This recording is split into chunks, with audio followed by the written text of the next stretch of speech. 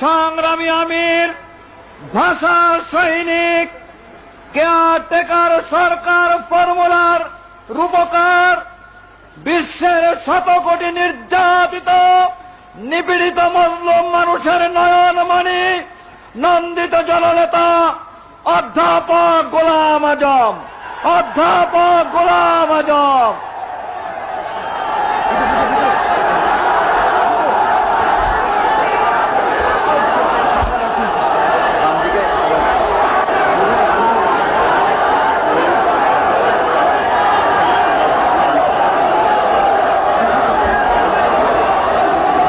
আলহামদুলিল্লাহ রাব্বিল আলামিন,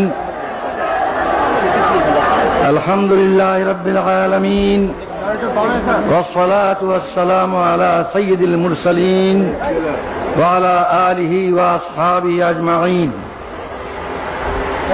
এই শুকরিয়া দিবস উপলক্ষে আয়োজিত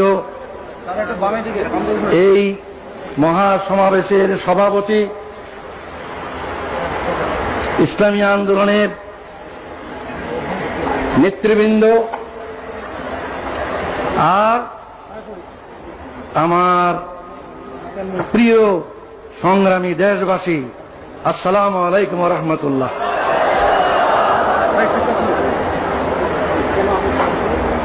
এই বাংলাদেশ আমার দেশ, এই দেশেই আমার জন্ম, এই দেশের রাজধানী ঢাকাই আমার জন্ম।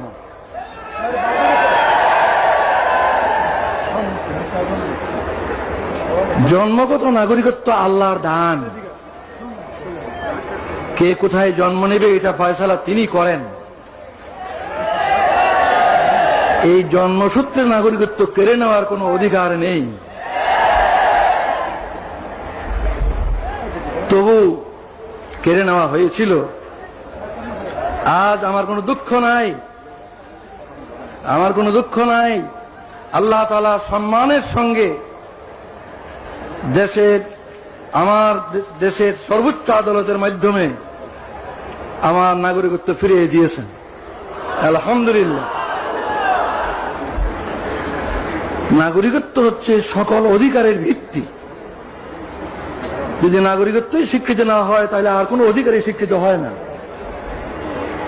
যেহেতু সরকার আমার নাগরিকত্ব স্বীকার করেনি এতদিন পর্যন্ত, এই কারণে রাজনৈতিক অধিকারও আমার ছিল না। সরকারের নিকট রাজনৈতিক অধিকার স্বীকৃত ছিল না, আর বাকি অধিকার তো প্রশ্নই ওঠে না। আলহামদুলিল্লাহ, আজ আমি আপনাদের মতো একজন নাগরিক, এই দেশের 12 কোটি মানুষের মতোই